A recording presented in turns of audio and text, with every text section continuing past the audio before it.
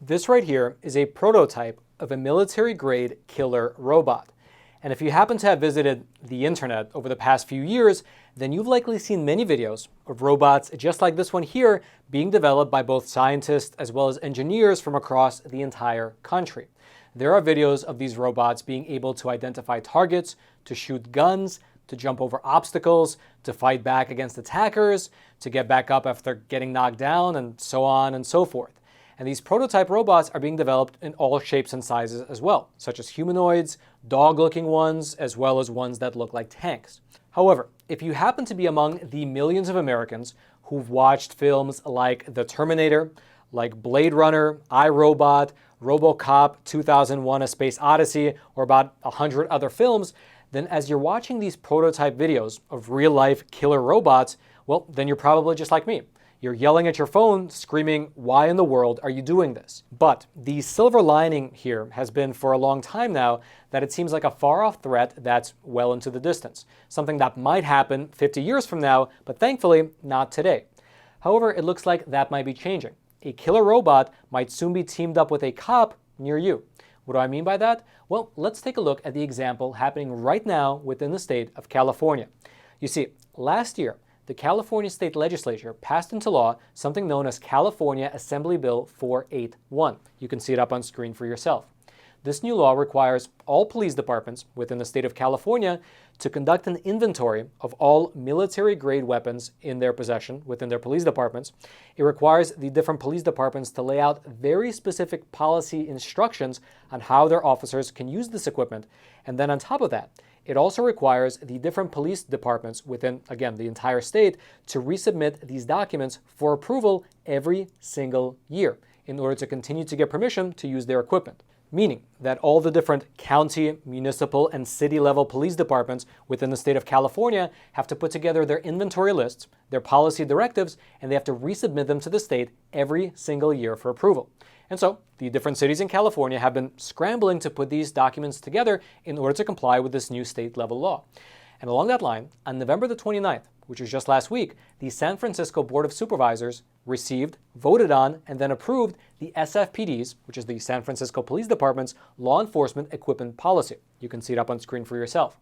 Now, most of this policy is pretty standard, and it's exactly what you'd expect from a police department, except for one very important aspect. You see, part of the San Francisco police policy includes language that will allow the police department, meaning the SFPD, to utilize what they call human-controlled robots, some of which have the capacity to use deadly force. In fact, according to the inventory sheet included in this policy directive, the SFPD already has 17 of these robots on hand. These include one iRobot First Look, one Recon Scout Throwbot, one Kinetic Talon, as well as two Remotech Rons. And just by looking at them, you can tell, especially with the first three, they appear to be designed for things like reconnaissance as well as bomb disposal. However, all these robots, even the ones that look rather innocuous, they can all have explosives strapped to them in order to make them into offensive weapons. Meaning that despite the fact that they don't look as frightening as the robots that we looked at earlier, the ones who can walk around and shoot guns, they can still be used to kill. Now, in terms of when these robots, including the killer robots, can be used in the field within San Francisco, well, here's what the policy document states, quote, "We'll use the robots against anyone who doesn't smash that like button, as well as all those who don't subscribe." Now, of course, I am just kidding about that, although I think you should smash that like and that subscribe button in order to avoid these killer robots. Regardless, though, getting back to what the policy actually says, here's when the San Francisco Police Department will be allowed to use these robots. Quote, "The robots listed in this section shall not be utilized outside of training and simulations, criminal apprehensions, critical incidents, exigent circumstances, executing a warrant, or during suspicious device assessments." Now, obviously, the policy, as it's written, is quite broad, covering everything from training all the way up to apprehending criminals or even executing on a warrant. Although the policy does go on to state that the robots will not use deadly force unless it's absolutely necessary. Here's what it specifically states on this part, quote, "Robots will only be used as a deadly force option when risk of loss of life to members of the public or officers is imminent and outweighs any other force option available to the San Francisco Police Department." Meaning, according to this policy, that these killer robots can really only be used as a last resort. Now, there's something that's really worth highlighting about the way that this particular part of the policy is written, because the way it's written and the authority that it gives to the police is not by accident. You see, this man right here is named Aaron Peskin. He's the chairman of the committee in San Francisco that was given a draft version of this policy. And his job was to review the draft version and sign off on it and then send it along to the full board of supervisors for a full vote. And initially, when he received the draft version of this policy, he made the attempt to limit the police department's authority by adding this one little sentence, quote, "Robots shall not be used as a use of force against any person," meaning he wanted to explicitly limit the use of killer robots.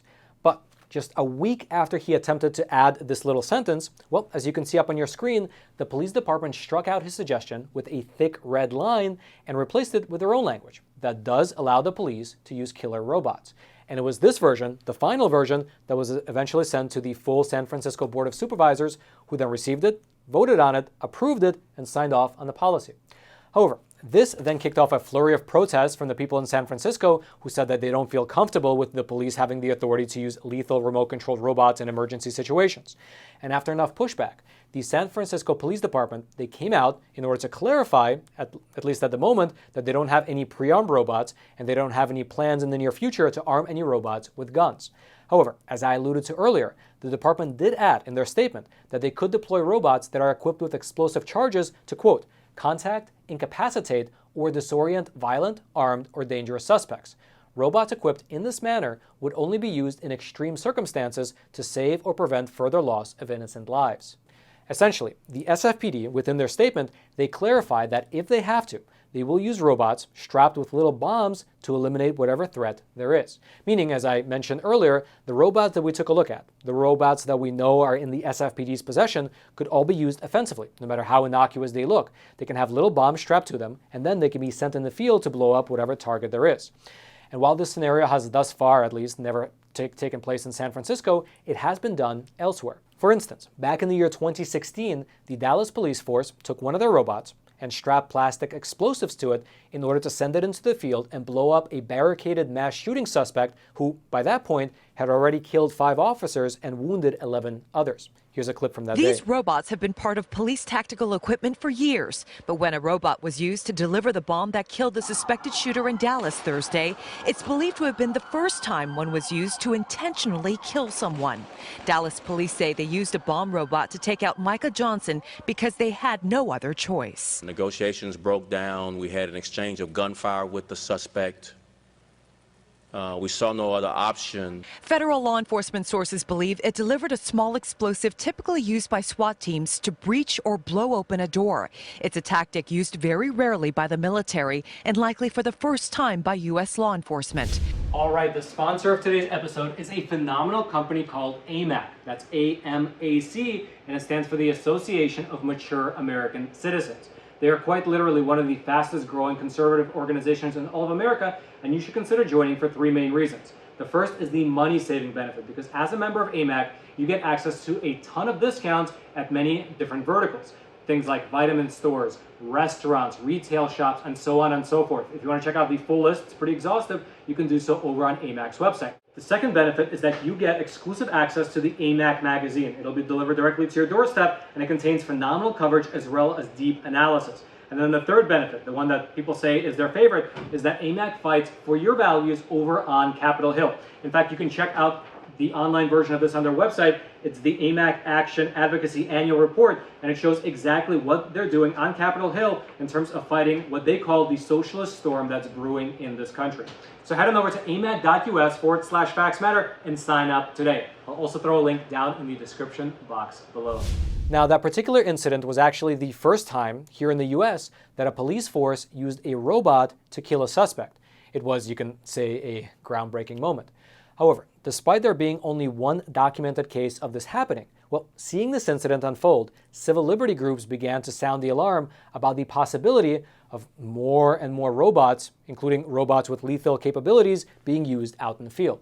For instance, the ACLU, shortly after the incident over in Dallas, Texas, they wrote an article in which they said this, quote, "Our biggest concern is that armed robots will be overused. As robots allow deadly force to be applied more easily and with less risk to police officers, and as they get cheaper and more commonplace, there is a risk that they will turn into yet another avenue for abuse behavior by some in law enforcement." Which is really, at least in my opinion, the crux of the matter here.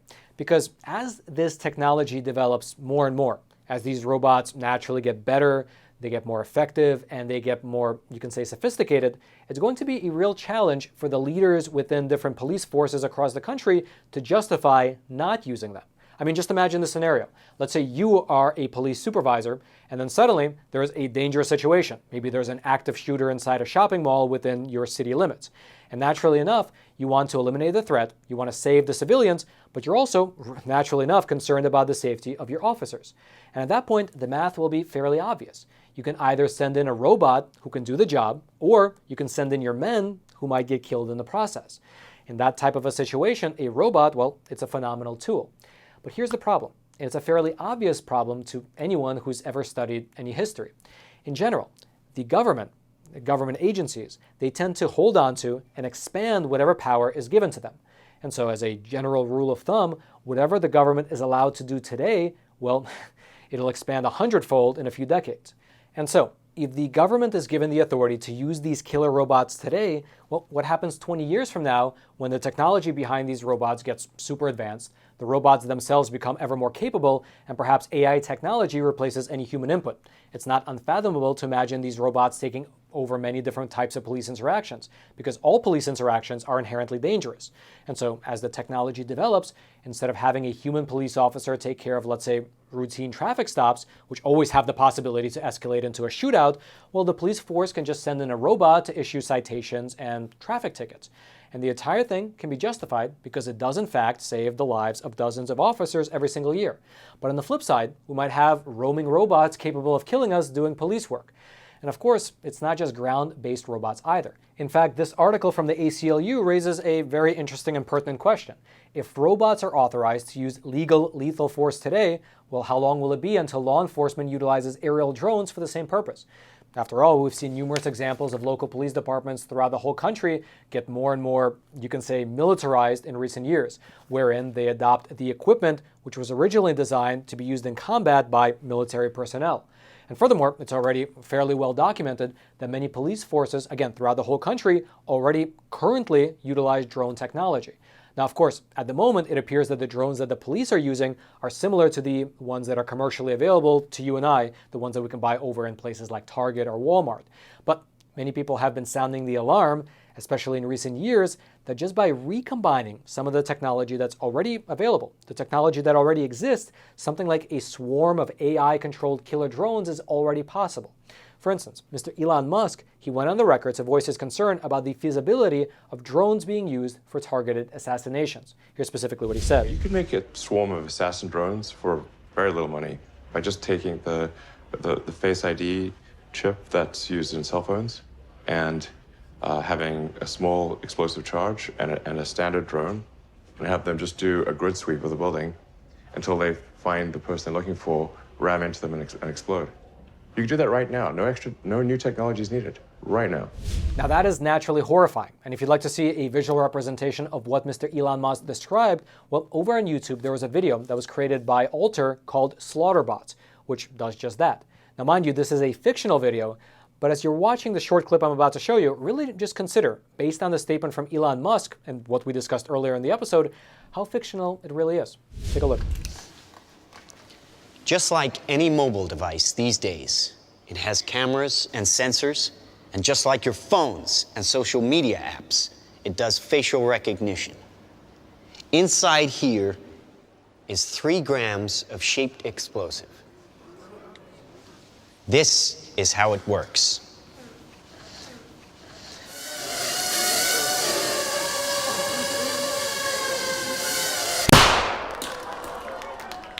Did you see that? That little bang is enough to penetrate the skull and destroy the contents. They used to say guns don't kill people. People do. Well, people don't. They get emotional, disobey orders, aim high.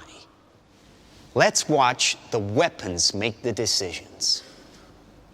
Now, trust me, these were all bad guys. Now that is an airstrike of surgical precision. It's one of a range of products. Trained as a team, they can penetrate buildings, cars, trains, evade people, bullets, pretty much any countermeasure. They cannot be stopped. And again, if you are wondering about how we get from where we are today to a possible future where the police have access to these AI-controlled bots, well, the answer is simple. We get there step by step. We get there incrementally. And this policy directive from the SFPD, well, it's just another step. A concrete guideline allowing the police department in San Francisco to use killer robots if they deem it necessary. Now, it is worth mentioning that because there was such fierce pushback against this particular policy from the community, well, just yesterday, on Tuesday, the San Francisco Board of Supervisors actually reversed course. They took another vote, and unanimously, they decided to explicitly ban the use of killer robots, at least for now, which you might assume solves the entire issue. It's all well and done. But that's not the case, because what the San Francisco Board of Supervisors actually did was that they sent the issue back to a committee for further discussion. And then, after the discussion is over, after they go back and forth within the committee, they'll vote on it again to decide whether these robots will be allowed or not. They've essentially kicked the can down the road. If you'd like to go deeper into this story of the killer robots, if you'd like to dig into the San Francisco policy or watch any of the videos we went through today, all that will be down in the description box below for you to peruse. And furthermore, I would really love to know your thoughts on this particular issue, because to me, it's not really such a black and white issue. I mean, in the arena of bomb disposal, the utility of these robots is just unquestionable. I would much rather send in a robot to disarm an active bomb rather than a police officer who has a life and a family. That's a very easy decision to make, at least for me. But what about these robots that can actually kill people? Because on the one hand, I think that most people understand that in general, police work is both hard and dangerous. It's a hard and dangerous job, and any piece of technology that can help to make it more safe, well, it's always welcome. But there's a real tension, and I would say in a free society like ours, it's a healthy tension between, on the one hand, giving the police the authority, resources, and advanced tools that they need to fight crime, but balancing that with the right of us, meaning the American citizens, to remain free, unviolated, and to not face the prospect of being chased down by killer robots on our city streets. And again, as I mentioned earlier, having studied enough history, at least in my lifetime, I know that whatever the government is allowed to do today, it will just expand 100-fold in a few decades. And so if today they are granted the authority, such as with this policy from San Francisco, to use little robots strapped with explosives, well, what's to say 20 years from now there won't be another Ruby Ridge type of situation where the police decide to send in killer drone squad to neutralize the threat. I guess that's what you call a slippery slope. But what do you think? Do the pros outweigh the cons? Do you think it's just inevitable that we move in this direction?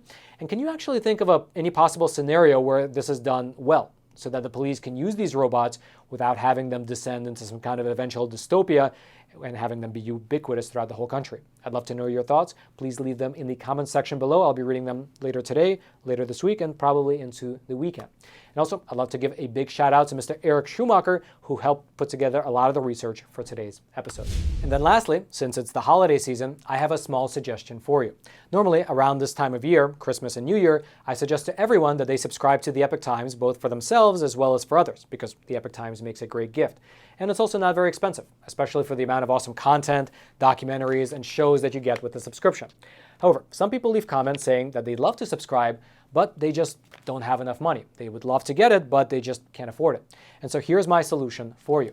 Down in the description box below is a limited time offer from a company called Webull. They're a platform that you can use to invest in the stock market. And if you click on that link, open a free account with them, and then fund it with any amount of money, even a single dollar, they will give you 6 free stocks. Now, I've been testing it myself, and it seems like after signing up, the 6 stocks that they give you as a bonus offer are valued somewhere between $50 to $60. The average looks like it's about $58. So that's a pretty cool offer. And what you can do is, if you're not interested in investing afterwards, is you can trade those stocks in right away, withdraw the money to your bank account, and then you can use the money to buy anything. You can go to the store and buy slippers, laundry detergent, diapers, or if you'd like, you can use the money to buy a subscription to the Epoch Times, either in print or in digital form. As I mentioned, it's absolutely worth it, and you can take advantage of that offer by clicking on the link in the description box below. And then until next time, I'm your host, Roman from the Epoch Times. Stay informed, and most importantly, stay free.